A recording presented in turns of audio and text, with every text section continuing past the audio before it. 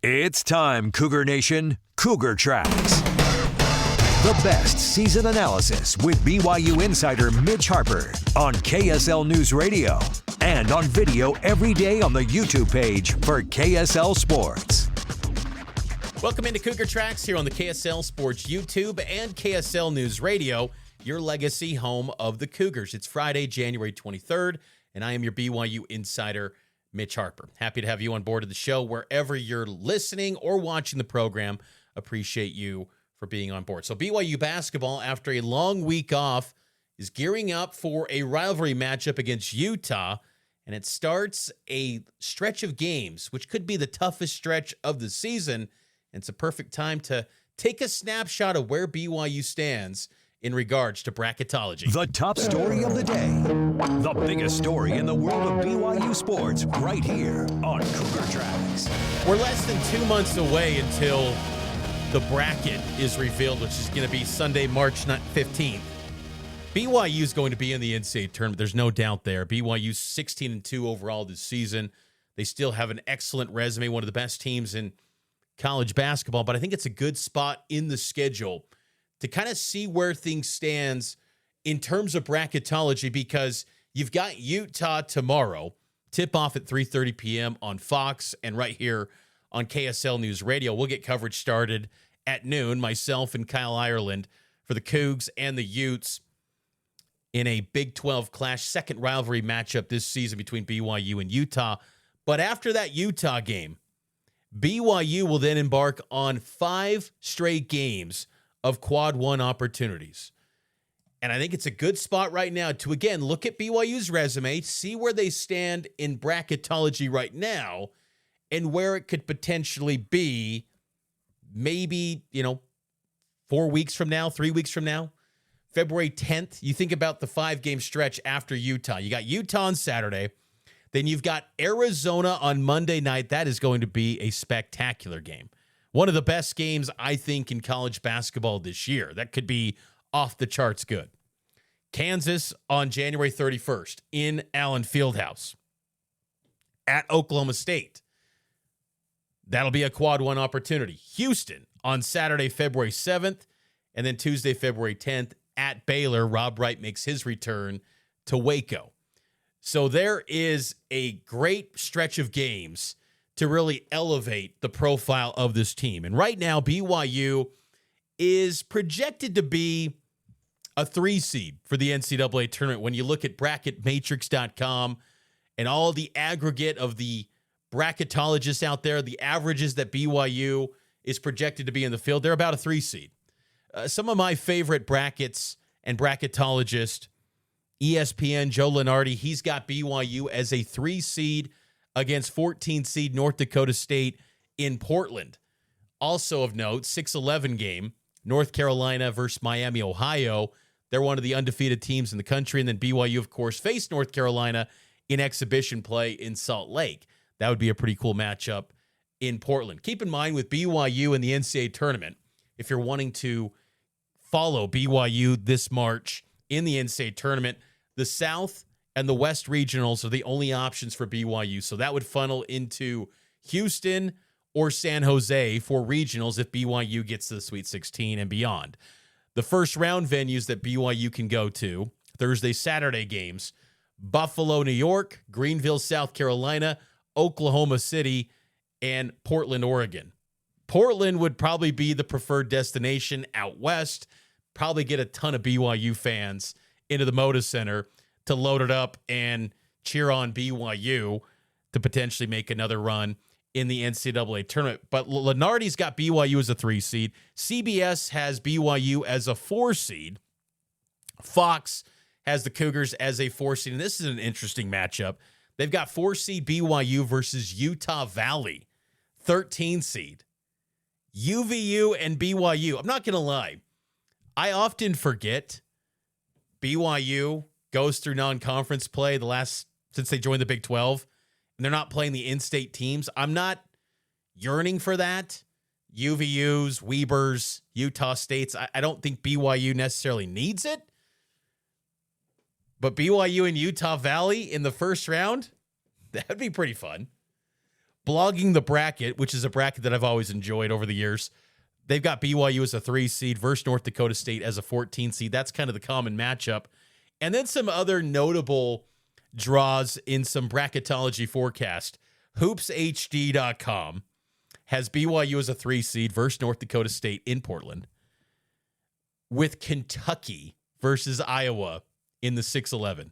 Can you imagine that? Round of 32, KY versus Mark Pope potentially. Oh my goodness, that would feed families. That would be absolute cinema. That would be electric. My goodness, that would be truly incredible. I would love that. But I think ultimately, though, BYU wants to move up from this 3 seed. And I think the next stretch of games, not necessarily the Utah game tomorrow, but that 5-game gauntlet that I laid out. Say you go 4-1 in that, it's possible. It'd be tough, but it's possible. If you went 4-1, we're talking 2 seed line. Team Rankings, which is a site that kind of has an aggregate and percentages on Bracketology, they've got BYU currently as the lowest 3 seed in the field of 68. They give BYU an 8% chance of landing a 1 seed. So there's still a puncher's chance of BYU getting atop the bracket. I think it's because of the gauntlet that's approaching for BYU. And one of the things about BYU's resume that's maybe lacking a little bit is they're 0-2 in Quad 1A games. Those would be the UConns, the Texas Techs on the road. They lost both of those games. But overall in Quad 1, they're 4-2. 4-0 in Quad 2, 3-0 in Quad 3, 5-0 in Quad 4. BYU has done a fantastic job of taking care of business this season.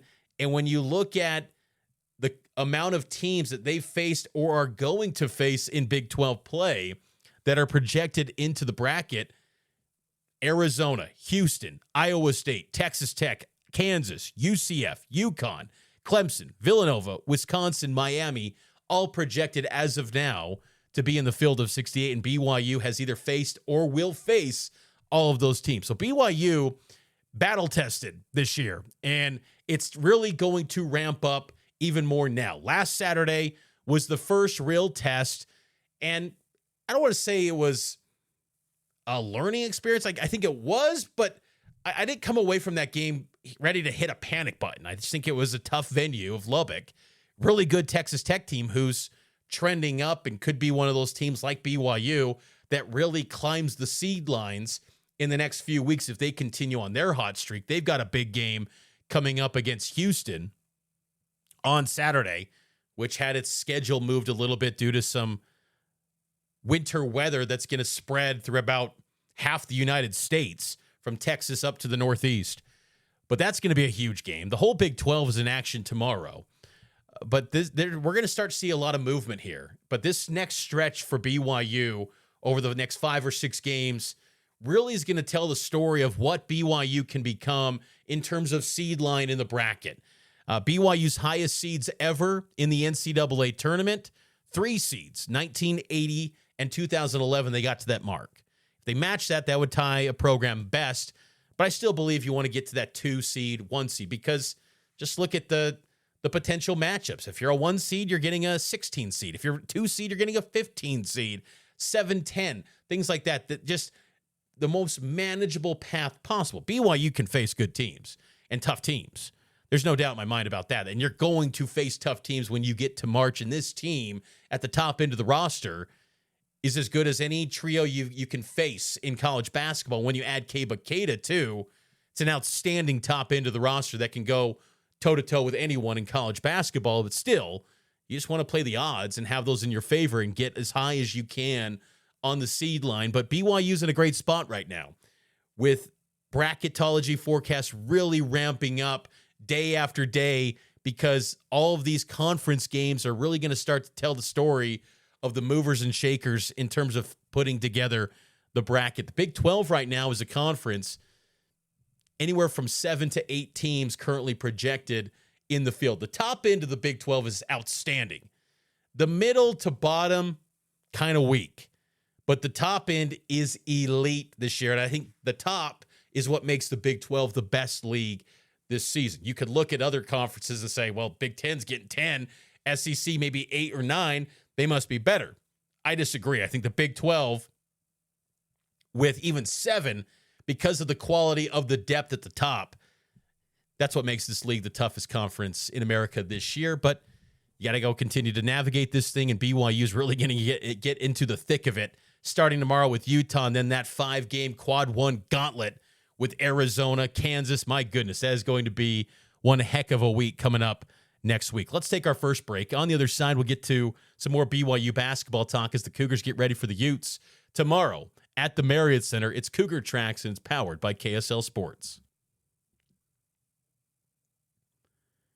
Cougar Tracks rolls on here on the KSL Sports YouTube page. Mitch Harper with you. Every day we're talking BYU sports. I do want to say to all the listeners and viewers out there, apologies for yesterday's lack of a podcast. There was no show on KSL NewsRadio due to Governor Spencer Cox having his State of the State address. So we weren't on the air on KSL NewsRadio yesterday. I thought to myself, you know what? With this big stretch of BYU basketball coming up with these big-time games on the horizon, I thought, I'm going to take a quick breather, one quick day, back on schedule, getting back at it. So just wanted to clear the air on that. Some of you reached out and asked where the podcast was yesterday, and I appreciated that when people reach out, because that means you're listening, you care, you want to watch. So I appreciate that. But that's what happened there. Kind of just took a little bit of a quick off day to enjoy that and get ready for this big stretch ahead for BYU hoops, but also BYU football too. I mean, it's not far off. It's around the corner when BYU spring ball gets going. We don't have an official date of when they start officially spring ball, but football is around the corner in my mind. I think this is going to be one of the most anticipated seasons for BYU football maybe ever. I mean, there's been some seasons like 2008 was highly anticipated. You could argue maybe 2022 a little bit. That was a preseason top 25 team. 2009, I mean, 85 was big. You know, there's been some years that were really anticipated, but I think with this team and the college football playoff likely staying at 12 teams is what all the reports have been saying on Friday. Can BYU crack that 12-team playoff and get in and maybe win the Big 12 to punch its automatic bid to the 12-team playoff? The pursuit of that is going to have a lot of excitement for Cougar fans next season. And to kind of add to that excitement, I wanted to put out a post-portal depth chart projection. Going to start with the offensive side of the ball for the Cougars, and I'll roll out defensive side on Monday on the program. But on the offensive side, we'll start things off with quarterback. Pretty easy. Bear Bachmeier is going to be your starting quarterback. No questions there. I think the intrigue resides at the backup spot. I think the assumption would just be Trayson Bourguet takes that spot as the veteran who's a senior heading into his final season of college football. Number 2 for Trayson would make sense. He competed for the job last year. It was never really cleared up as to who truly was the backup last season, because they never really turned to that well at all last season. But Trayson Bourguet would be my projected backup for Bear Bachmeier. I do believe BYU should get another quarterback just to get 4 QBs, because there's been times in the past, and some unfortunate luck, sometimes in games you have to dig into a third quarterback. It's happened in the past, in the Kalani era. Hopefully Bear can just stay healthy, but sometimes you got to dig into that depth, and I think a 4th quarterback would be ideal for this quarterback unit. Of course, the other option would be Enoch Watson, a true freshman back home from a mission for BYU football. At running back, it's easy as well. LJ Martin, he's your starting running back, and there's no questions asked. He's one of the best running backs in college football next season. The question, like quarterback, resides at who will be the backup, and I think it's kind of a coin flip. Sione Moa or Jovesa Damuni. If healthy, I would confidently say Sione Moa, but he was dealing with compartment syndrome, and Jovesa Damuni got a little bit of momentum at the end of the season with the Pop-Tarts Bowl. So that would be the thought there at the running back position. You know, you've heard me on this show kind of banging the drum for BYU to go get another portal running back, but when you look at what's available out there at this point, do you just develop from within? Maybe a Devon Eka cracks into the mix. But I would say Damouni probably gets the nod at 2, RB2 if Sione Moa isn't fully healthy. If Sione Moa can be fully healthy and all systems go, everything's cleared, he can be a really quality RB2, but you got to keep him healthy. That's going to be the key for Sione Moa. At wide receiver, I think it's kind of easy right now, too. I mean, there's a little bit of intrigue there because you lose Chase Roberts. But Parker Kingston, absolutely going to be a starter. I think you probably give a nod to JoJo Phillips, but you create opportunity for competition. I don't think it's just simply you are cemented as a guy like Parker Kingston. JoJo, I think, left a little bit of an opening to allow for someone else to kind of get into the conversation. And that's just naturally going to happen every single year. I don't think Kalani's program ever wants to operate in a place where everyone just kicks their feet back and just says, I've arrived and I'm the guy. So there's always going to be competition every single day. But I think that there's more competition as far as who will be the starter between, say, JoJo Phillips and Cody Hagan. Because Cody Hagan, I think, is someone who can be an outside receiver for BYU. He's primarily been more of the slot guy like a Parker Kingston type. But when you go back to his high school film, he was more of a guy that could be an receiver out on the outside. So that could be a good competition to watch there for BYU. The other wide receiver spot, I look at Reggie Frischknecht. Reggie Frischknecht, maybe Tay Nakua, but I'm going to go Reggie Frischknecht and Kyler Casper, the transfer from Oregon, to kind of round out that 2 deep at that wide receiver spot. I should add, too, the wide receiver backup that I have to Kingston, Tiger Bachmeier. Curious to see how he kind of evolves and improves next season, which was kind of an up and down year. He didn't really have many targets this past season, but could there be more opportunities for him next year? We shall see. But that would be kind of the 2 deep right now, I would say, for BYU at the moment. But, I think you got to create competition across the board for this group at wide receiver. At tight end, the starter to me is pretty clear, I would say. Tight end 1 is Walker Lyons. Comes in from USC. I look at him and think he could maybe level up the production from Carson Ryan, who was really good for BYU last season. Lyons, really good blocker. I think he can be an NFL tight end potentially for BYU if it all works out in Provo over these next 2 seasons for Walker Lyons. Where it gets interesting is maybe who the tight end 2 is. And I could see a situation if you were to put out a depth chart, if you're Kalani Sitake, listing all of these guys with oars: Noah Moeaki, Roger Saliapaga, Kean Need.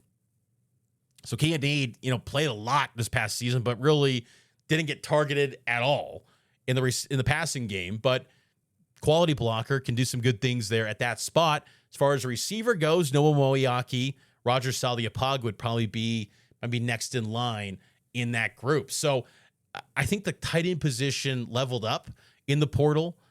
There's a lot more options and versatility with that group. So I'm curious to see how that shakes out. But I think Walker Lyons is clearly that tight end number 1 for BYU in 2026. The offensive line, this is how I would go with it. From left to right, and keep in mind, I'm just going to put this actually as offensive tackle and just guard. And if you want to go left, you want to go right, really any of these guys could play a lot of different spots, left or right. Gentry played right tackle last year. I could see him being a left tackle this season. So I'll just put him as an offensive tackle. I would say Gentry is a starting tackle. I would also go with Junior Sia, the transfer from Utah State, as the other starter at tackle as well. The backups at offensive tackle, I go Bot Molitalo and Andrew Williams. Ethan Thomason, kind of that 5th guy. Caden Chittister, maybe 5B, 6 guy on the depth chart. So BYU's got good options there at offensive tackle next season. But those would be my top 4: Gentry, Sia, Molitalo, and Williams. You could even have Paki Finau potentially as a tackle there. So a lot of options for TJ Woods in this BYU offensive line. The starting guards, I'd go with Paki Finau, Kyle Safarachok. The backups, Joe Brown or Sonny Makassini behind Finau, and then Zach Yamauchi behind Safarachok. And then at center, Bruce Mitchell, followed up by Sonny Makassini or Trevor Pay at that center spot. I mean, that is a good offensive line. Got some new faces in that group. they got to bring up to speed, but a lot of talent, a lot of potential with that group. You'd be curious to see how it all comes together, if it can be a group that has a lot of chemistry and cohesion together. And that's going to be where spring ball is really valuable for that offensive line and establishing that 5-man front. And then I'll give a bonus position here. Kicker, go with Matthias Dunn and Brody Laga, who's returning home from a mission. He'll be the backup, I would expect. Matthias Dunn got praise in fall camp by Kalani Sitake for having a really productive fall camp. He's bided his time. It's time for him to maybe be kicker number 1 in replace of Will Farron. Matthias Dunn, not a bad kicker. I think he could be really solid for BYU, along with Laga, who's got a big leg from his days at Mountain Ridge High School. So that's going to do it for the post-portal depth chart prediction on the offensive side. Have the defensive side coming up on Monday. Final timeout, BYU versus Utah basketball preview next here on Cougar Tracks.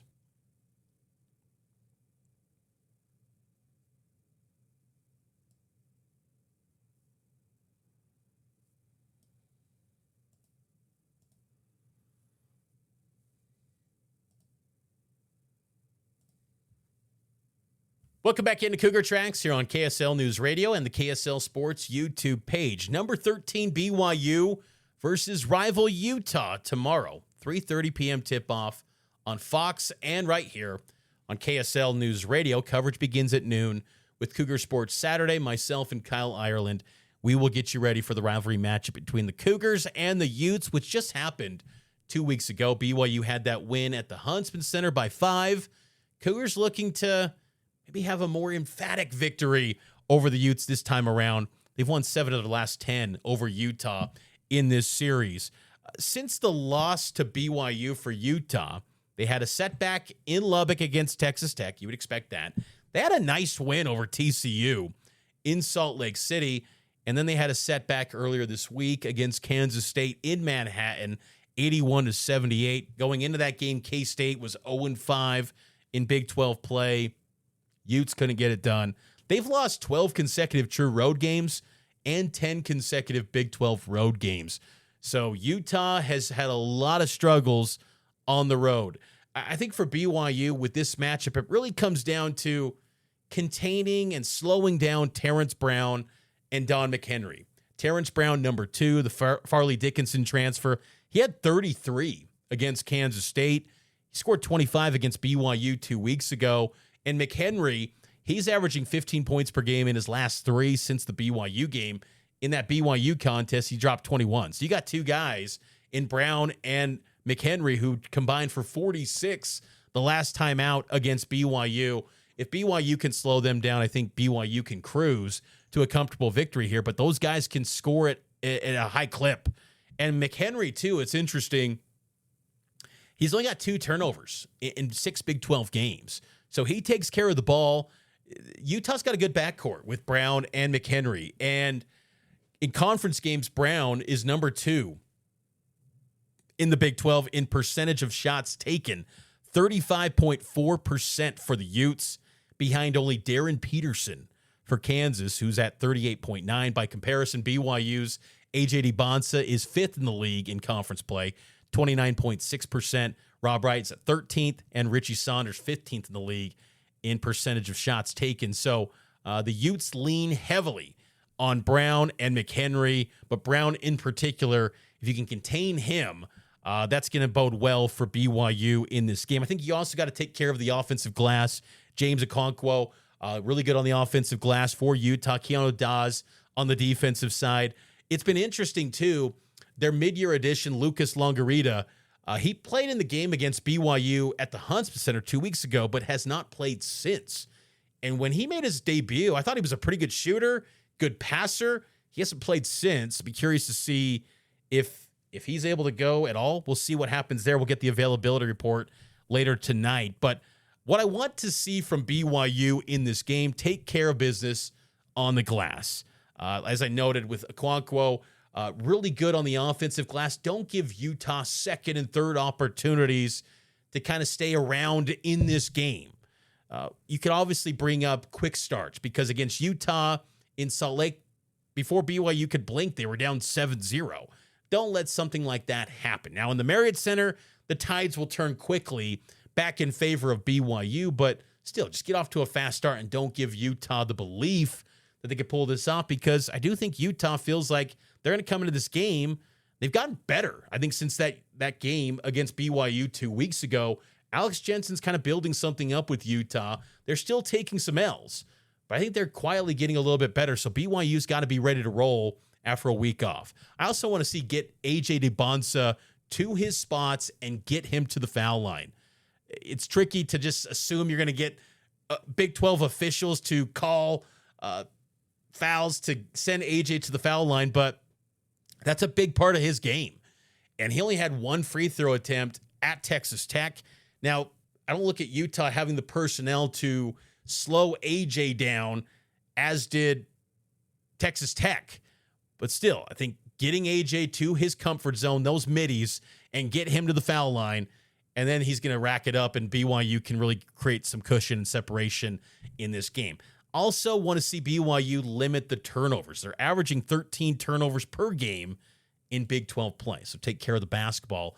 That will be important for BYU. Let's give you my score prediction for the Cougs and the Utes. Score prediction. Will BYU come out on top? It's time for Mitch's score prediction for the next game. I've got BYU bouncing back, getting a win over rival Utah. I got BYU 88, Utah 73. Cougs get it done over the Utes to improve to 17-2 and set the stage for one massive showdown against the Arizona Wildcats coming up on Monday. Arizona, meanwhile, they're going to have West Virginia tomorrow at noon Mountain Time on CBS. So the Wildcats will be done with their game at the McHale Center, and we'll know before BYU tips off against the Utes how their game goes, and we could see 20-0 Arizona rolling into Provo for number one Arizona versus a highly ranked BYU team at the Marriott Center. Man, that could be massive. But I think BYU gets it done, takes care of business against Utah. 88-73 is my prediction for the Cougs and the Utes. And I'll be really curious to see how Kevin Young approaches this quick turnaround. 3:30 tip for BYU. Utah, play that game, and then you transition over into a Monday night tilt against Arizona. Sunday's obviously off limits for BYU. Curious to see the approach and strategy that KY takes, because think about it long term. Saturday in March, that's the Final Four. And then you got to turn around to Monday. So this is kind of like a little bit of a trial run of how you approach things in this Saturday, Monday cadence. Maybe if the end goal, of course, is the national championship, could get you a little bit familiar with this sort of setup. So I'll be curious to see how BYU approaches that quick turnaround to get ready for the Wildcats. We'll have a preview of that game coming up on Monday between BYU and Arizona. But tomorrow it's BYU and Utah, 3:30 tip right here on KSL. I'll talk to you next time here on Cougar Tracks, and it's powered by KSL Sports.